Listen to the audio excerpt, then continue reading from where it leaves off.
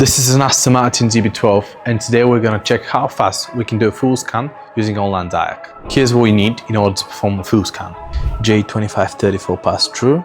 In this case we're using Bosch because it's very good. Tablet or a laptop. And of course the software OnlineDIAG. You're now asking, where's the cable? Do I need one? Well, with upgraded software you now only need Wi-Fi to work with OnlineDIAG. We're going to show you how easy and fast it is to work with the software, choosing the make, the model. We're going to check how fast we can perform a full scan.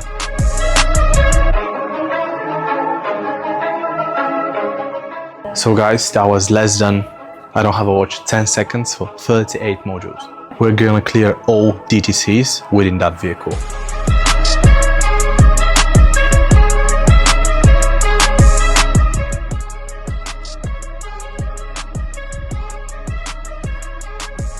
Guys, if you want to perform full scan without being dependent on anyone, you can purchase OnlineDIAG on Diagcode.com.